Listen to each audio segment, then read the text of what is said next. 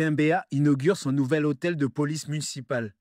Un projet de 550 millions de francs financé par l'État avec le soutien de la province sud et de la commune.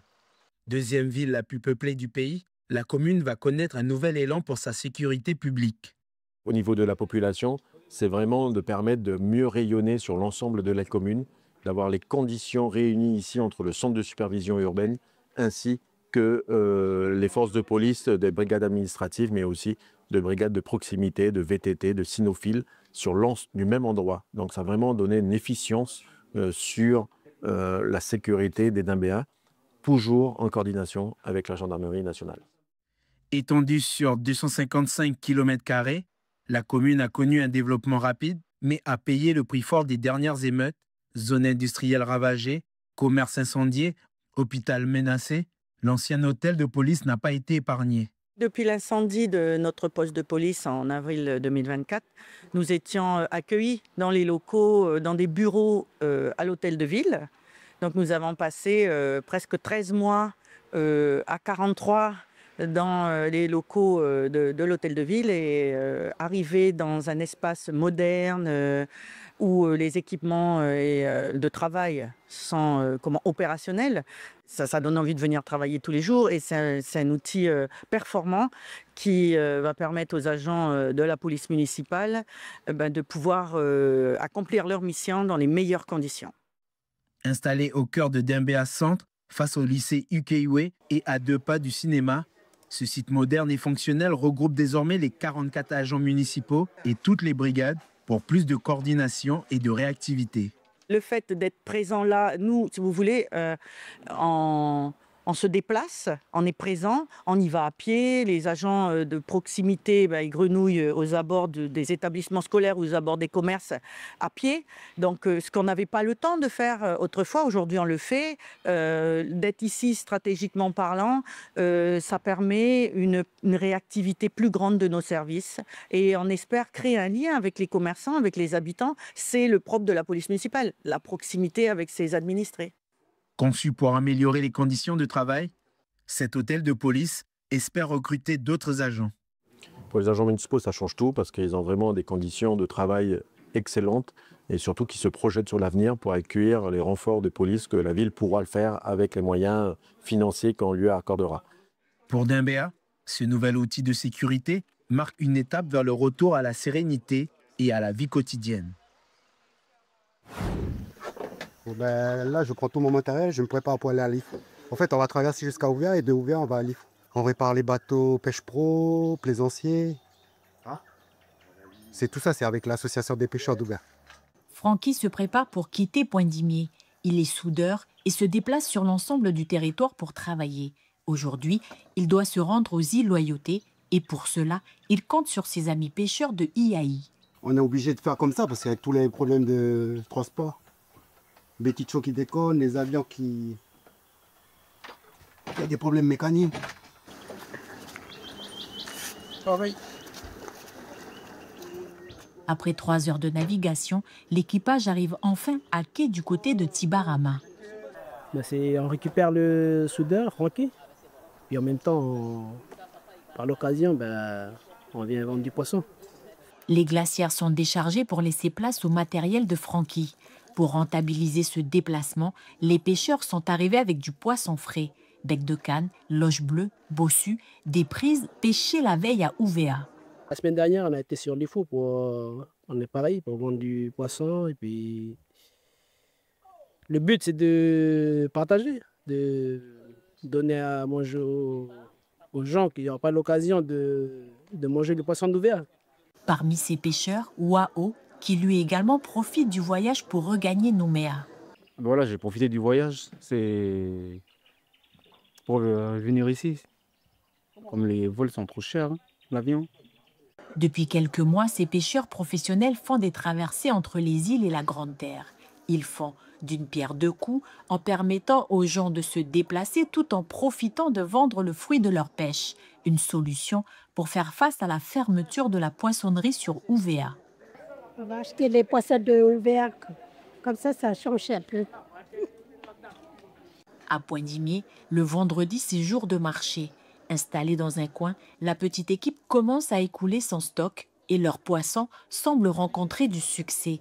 À 950 francs le kilo, tous espèrent repartir ce soir les glacières vides. Do you want the others who made the poster to talk about the poster? Ils étaient une douzaine hier soir à participer à une session de conversation en anglais. Tous membres du Coney English Club, au programme, échanger autour d'un thème qu'ils choisissent eux-mêmes, exposé sur ces panneaux. The nativity. Nativity for Christmas with the Jesus Christ birth. C'est dans une ambiance conviviale que ces discussions ont lieu tous les jeudis soirs. Le club a été créé il y a 2 mois par Roselyne, après avoir constaté une forte demande sur la zone. Ici, les membres ont des niveaux d'anglais différents.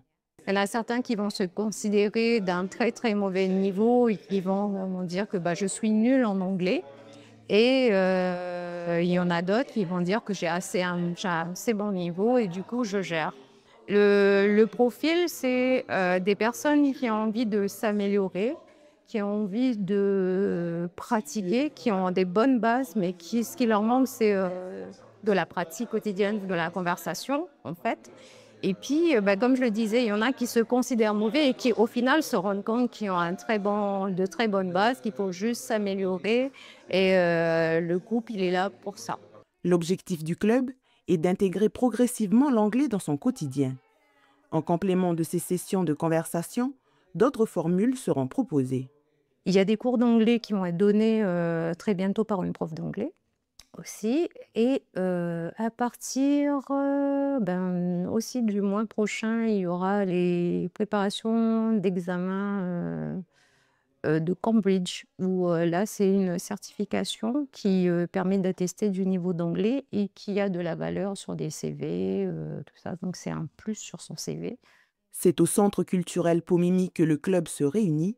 Cela permet à la structure de gagner en visibilité et soutenir l'initiative. C'est un centre culturel ouvert à tous et on a des bureaux à disposition. Donc, c'était vraiment pour, on va dire, pour favoriser l'implantation d'un club comme celui-ci dans la zone VKP. En contrepartie, l'animatrice du club, Madame Makalou, offre des cours à la promotion que le centre culturel a sélectionnée.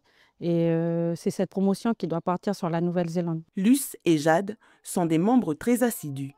Elles souhaitent perfectionner leur anglais car l'une a pour projet de s'installer dans un pays anglophone et l'autre compte obtenir la certification. En fait, ça nous oblige à parler, en fait, parce que c'est vrai qu'on a beaucoup de blocages, en fait. On a l'accent bien français, donc c'est pas facile, en fait, de parler devant d'autres personnes. Et en fait, c'est vrai qu'on a un groupe super sympa, on s'entend vraiment bien, on rigole bien. Et ce qui est bien, c'est qu'en fait, on arrive à comprendre, mais on a du mal à s'exprimer. Et le fait d'être avec Rosie et avec d'autres personnes de tout niveau, soit on aide, soit on se fait aider. Donc du coup, c'est vraiment intéressant, ce petit club d'anglais.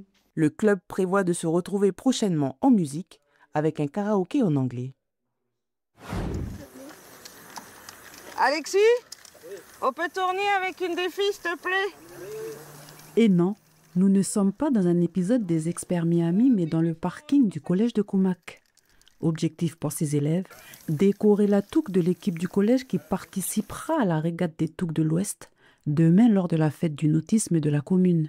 Et on a tout préparé, on s'est équipé, on a mis des lunettes, des chemises pour ne pas se tacher et des masques pour éviter de respirer les bombes. Et après, on a commencé à peindre avec les bombes. J'ai voulu participer parce que, au moins, quand ils vont ramer dessus et qu'ils vont faire la course, je vais me dire c'est moi qui ai décoré, quoi, je vais être fière de moi. En vrai, j'aime bien. Ça fait beaucoup de couleurs et du coup, c'est rigolo. Cette touque a été livrée dans la semaine par la mairie de Koumak. Après les collégiens, c'est au tour des futurs pagayeurs, le personnel du collège, d'améliorer le radeau. Donc on a choisi de la nommer la touque en couleurs. Donc on est parti sur un thème avec plein de couleurs vives, joie, bonne humeur et puis du vivre ensemble aussi parce que Que ce soit les élèves ou nous, membres du personnel, on est de toute ethnie confondue. Donc c'était aussi un message de vivre ensemble et de partage autour d'un projet commun. En classe, les 3e SECPA et prépa métiers s'occupent de confectionner les drapeaux qui orneront l'embarcation. Pour les encadrants du collège, participer à cet événement est essentiel. C'est important aussi pour la vie de la commune, parce que c'est chouette ce qu'ils font, de continuer à faire des animations pour faire vivre la commune. Donc le collège, on a quand même plus de 400 élèves. On est des membres actifs, on va dire, de la communauté de Koumak. Donc c'était important pour nous aussi d'être représentés et puis de participer à l'animation de la commune. La 3e édition de la fête du nautisme, c'est demain à Pondop, de 8h à 16h, avec plusieurs animations, dont la régate des Touques. Les 4 équipes qui seront en course partiront de la plage des Flamboyants à 9h.